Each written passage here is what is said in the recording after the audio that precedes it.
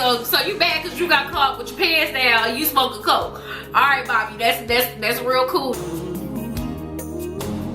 Hey, what's up, besties? It's your girl E.Michelle, and I'm back with another video. Thank you so much for stopping back by my channel. And if this is your first time, make sure you guys go ahead and click that subscribe button so you can be a bestie. And to all of my old besties, what up though? Alright, so I'm pretty sure you clicked on this video because you wanted to see my thoughts, my feelings, my review of the new edition movie. And without further ado, I'm going to go ahead and get right into it. Alright, so just to forewarn you guys, I did make notes on the video just so that I wouldn't be rambling and I make sure I, hit those key points. So don't mind me if you see me looking down or you hear my page turning, okay?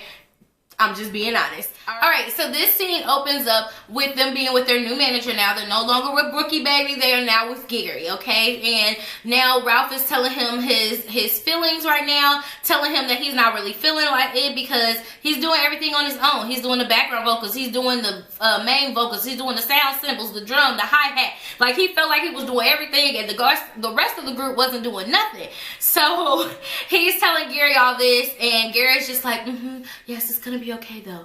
This is what everyone has to do to get to the top. You just have to keep it going. I was like, okay, Gary, with the motivational speech. All right, so they all get back in the studio. Bobby is ragging on Mike like, and the producer says, hey, Mike, we need you to get your vocals together. It ain't sounding right. Bobby goes, that's because he always been flat. And Mike gives him this look like, okay, I'm going to get you when we leave the studio. I ain't going to touch you right now, but I got you when we leave, all right? So they all leave the studio. They head towards the limo. All of them jump in besides Mike. Mike's the last one to get in. And they all pause and don't nobody want to scoot over. Just being childish. Y'all know how people do. We've all done that before. And Mike is like not playing, like he's not feeling it. So he was like, man, fine now. I'm just going to walk. Like, no, he said, I'm going to take a taxi. He was like, I'm just going to take a taxi. It was like, all right then, fine, do what you gonna do. So next thing we know, boom, the door closes, the limo driver pulls off, and there was Michael's little baby feet, boy. He ran over the feet, man. So then he starts screaming. That's when the car stops and they realize what happened. All of them jump out of the car except for Bobby, and Bobby's up there at the top like, hey, you sound like a little bitch. Mike looks like, walks right up to him, goes, He gave him one of them New York spits. You hear me? Like, it was one of them good, deep, juicy spits. And it got all on his face. Bobby jumps out the car. And boom, they start fighting. So at this point, I'm like, okay, this is really where the tension and the drama and all that stuff started happening. It's finna go down. But that's not what happened. So Gary comes and he tells them, okay, y'all, like, we're gonna have to end up putting Mike out the group. I done talked to your mamas.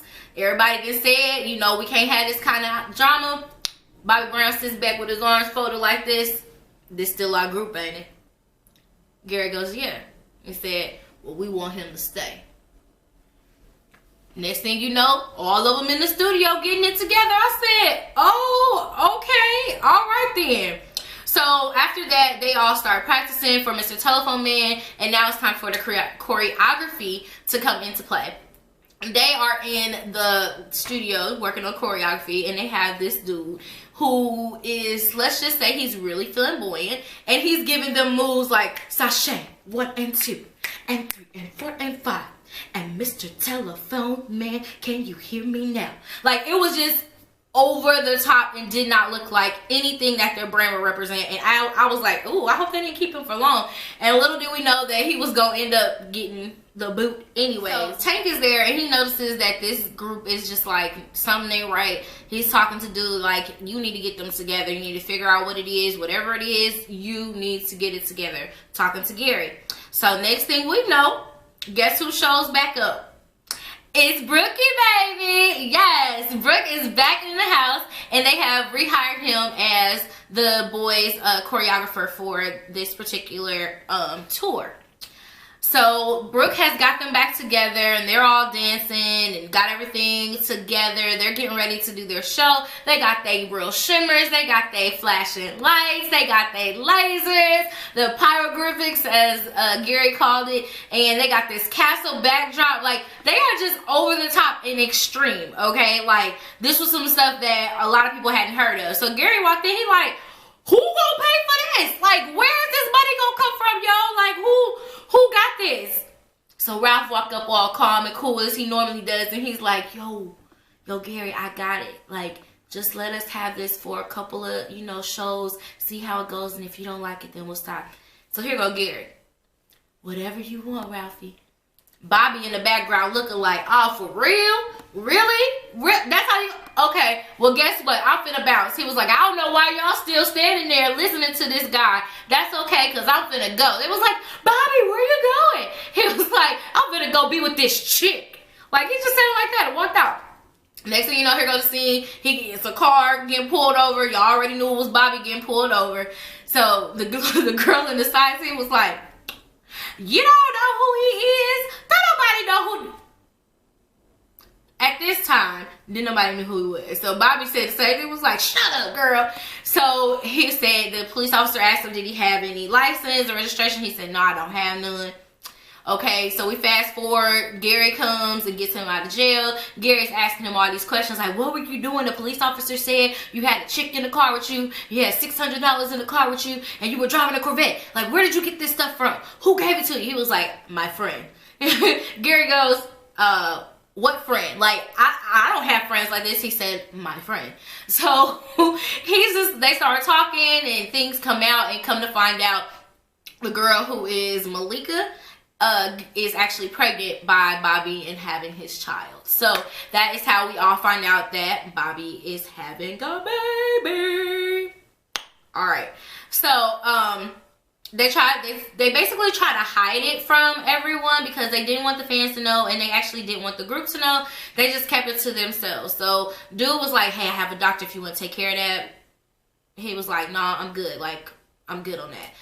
So the months roll by, the girl is going into labor, calls the manager. The manager wants to pull Bobby to the side and tell him what's going on. And Bobby's like, no, whatever you got to say in front of me, you can say in front of the group. He was like, okay, well, remember that thing you had going on in California? He was like, yeah. He said, no, he said that chick. He said, remember that chick? He said, which chick? He was like, remember that chick you had in California is going into labor. He was like, oh my gosh. He was like, yeah, so you finna be a daddy. I was like, oh, okay, that's a perfect way to announce to everybody you finna be the daddy. So I guess they went ahead and did the rest of the show. Then they all flew out and went to go see the baby. They named the baby Landing because the baby was being born, or yeah, it was coming out as they were landing their plane. I was like, huh, okay, that's cute. That's real cute, but whatever. So, come to find out, Gary is actually like, hey, y'all, like, we got to keep this under wraps. Like, we got to make sure, you know, your fans don't know. We don't want the fans finding out, because if they find out, they're going to look at you guys different. And you guys are supposed to be this pop group, this, you know, wholesome group that girls have hanging up on their walls. And y'all can't be out here basically having a life, okay? Y'all got to have this facade. So, come to find out, though, Ralphie got a baby on the way. Geinah is pregnant. Okay, so they thought that the baby was really gonna like change Bobby's life. No, it did not. They were looking for Bobby one day and they couldn't find him. Everybody was like, I haven't seen him since this time. I haven't seen him since this. Bobby is on the other side of the parking lot, chilling in a car with two chicks, one of them of which is giving him a blowjob while they snorting coke. I'm like, this is a lot going on, Bobby. Like, I'm gonna need you to get it together. You're supposed to be on tour. So Gary comes and finds him, snatches him out the car. He's like, man, leave me alone. Like, oh, you ain't my daddy. Like, I was like, oh, okay, so you bad because you got caught with your pants down and you smoking coke. All right, Bobby, that's real cool though. So on the bus, they start having this conversation about Bobby doing too much. They like, yo, Bobby, you really need to chill down. Ralph was like, you need to chill out. Like, you're doing a whole lot. You just need to bring it down a level. All right, so they all go back home to see their moms, and their moms have already scheduled this meeting with Gary because they trying to figure out where them coins at, okay? And so Bobby's mom is like running the show or whatever, or at least she thinks she's running the meeting. She's like, I need to see them receipts, them checks, and them books, okay? I was like, all right, sounds like all the same things, but whatever you need to see, Mama Brown, you need to see them. All right, so Gary tells them that they had a really good year and that everything went well, and when that but came, you could see all the mama's faces was like, here we go damn again. So they was like, what you mean we had a good year but we ain't seen no money? Gary was like, well, we had per diem, we had these expenses for the hotels, we had all, like, he just went down a whole list of stuff. And in my head, as I was sitting there, I knew something was gonna be up when he brought out that green bar paper. Cause y'all know every time some green bar paper come out, there's some shit following up behind it. I'm just saying, when y'all see green bar paper in a movie, you always know something finna happen, alright? So I already knew what was finna go down. So basically they was like, okay, we gotta do something else because we still, once again, aren't getting any money and our kids are out there working their butts off and not getting nothing. So the next scene, you see Gary going back to the label and he's telling them, hey, I need some more money because I almost got killed by these mamas the other night and I don't got time for that. Like, I'm just trying to do my business. So one thing I did notice was the dude, one of the label managers, he was like, I like that Benz you had. Like, what kind of Benz did you get? What kind of some features or something you got on it? He was like, yeah, I got the same Benz you got. So that let me know right then some sneaky stuff was going on because he around here riding around in the Benz and these boys still living in the hood. Okay, so that let me know something was about to pop off. All right, so after that, Ralph finds out that Geinah has lost the baby. His mom was like, you need to come home. Like, you just need to come home and be. He was like, I got responsibilities here too, though, mama. Like, I got to handle this. This is where I got to be at. So he stays, whatever.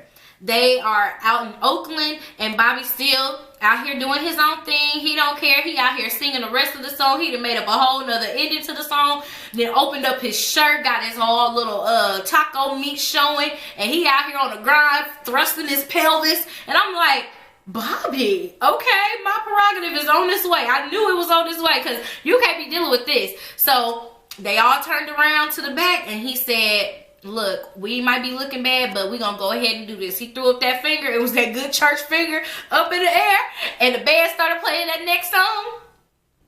Bobby looked up. He said, I just want to thank y'all because it's the last time y'all gonna see me with New Edition. Drops mic. I was like, oh snaps, this is where it happened. This is where it goes down. Y'all, when I tell y'all I could not have laughed any harder, Bobby comes back on stage with this damn cape in the middle of Mike's verse. So they grabbed the mic and they start fighting because this stuff was so funny to me. But anyway, it was funny because it was like, you could tell he was on crack at this point because he just flew across the stage with this cape on. Okay, anyways.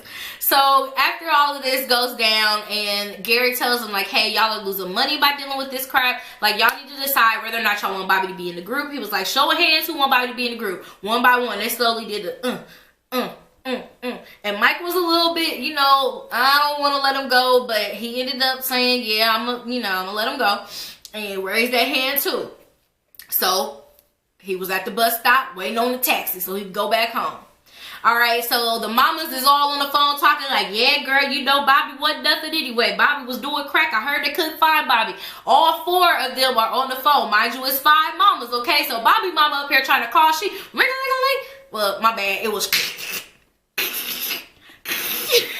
because that's the sound of the down tone they had on there. So she up here trying to call her. She keep getting the down tone because all 4 of them are all on the phone together.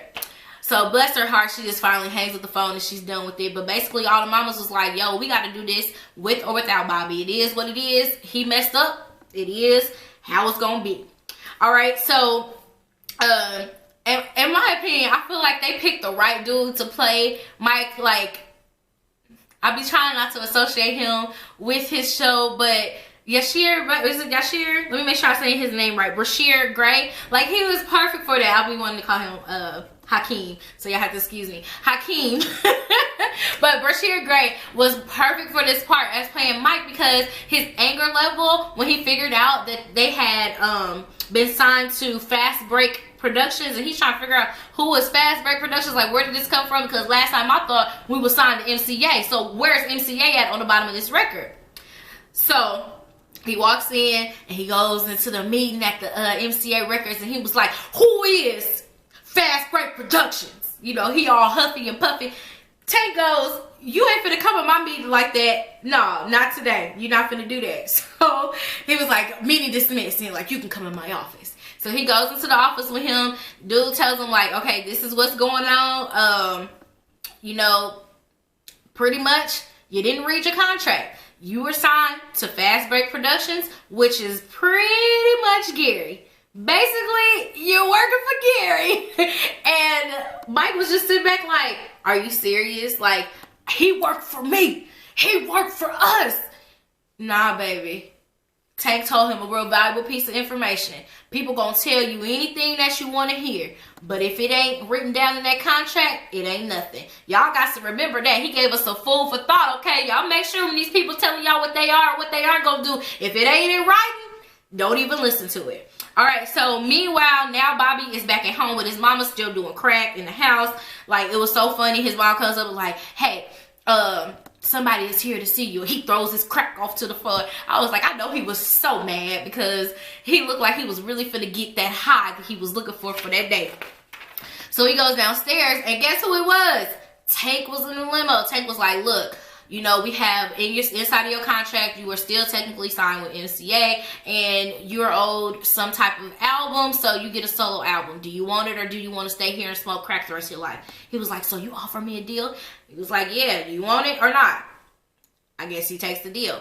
So Ralph and Geinah are at the new apartment. Like, the time passes and you can tell like they've gotten a little bit older. Ralph and Geinah are at their new apartment, and Geinah starts telling Ralph like, yo, like, you need to be doing more. Like, you could be so much bigger than what you are right now. You really need to think about that. Y'all know how us as females, we'll get in our dual ear, you know, telling them, baby, you bigger, you bigger, you bigger. And yes, we mean well because we want to see more coins, but we don't really think about the mental stuff they have to go through dealing with their friends, okay? So he kind of like brushes it off like, yo, like, chill on that right now, I'm good. But in the back of his mind, you could tell that it bothered him that his woman felt a certain way, that he wasn't measuring up to what Bobby Brown was doing, because she did make sure she threw that in. Bobby Brown new record is kind of nice. It's getting played at the clubs. Oh, okay. So you listening to Bobby now. Okay, you listening to Bobby. Okay, so then the next scene, Mike meets Gary for lunch. And Gary just sitting there looking like he finna have the best lunch of his life. Order some lobster, shrimp, and steak. Like, he was really finna get into this lunch. Here come Mike. He walk in with Joel. And come to find out, Joel, the lawyer, he got the papers, y'all. He got the papers for them. So he just sat down at the table. He like, okay, something going on. Because you done brought Joel with you, so what's going on? Joel politely goes into his bag, and he hands him a little letter like this. Gary reads that little letter. The little letter says, so you firing me? You fired me? He was like, yeah.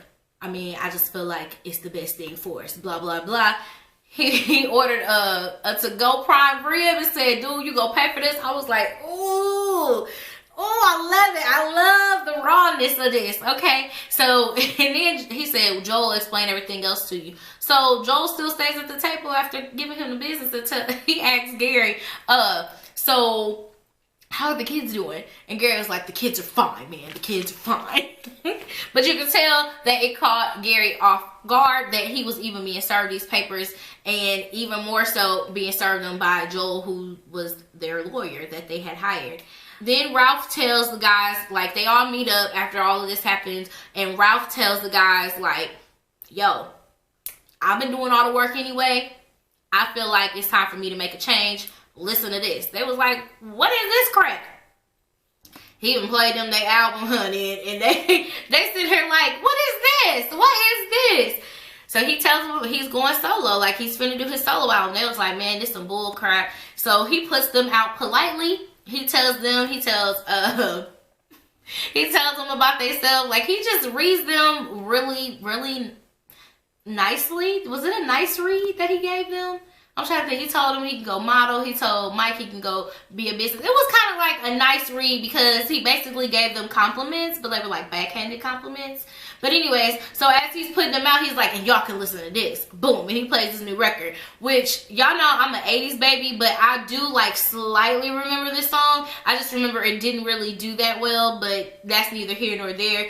And so Ralph gets the real scoop from Tank. He goes and sits over there with Tank, and Tank tells him basically, yo, like, you can do the solo, but you gotta do the new edition album first. So then you can do your solo album and now work you out. He was like, but I got offered $6 million from Hollywood Records. He was like, for real, man, you just go pick money over me. So basically, you already knew MCA wasn't finna pay him $6 million.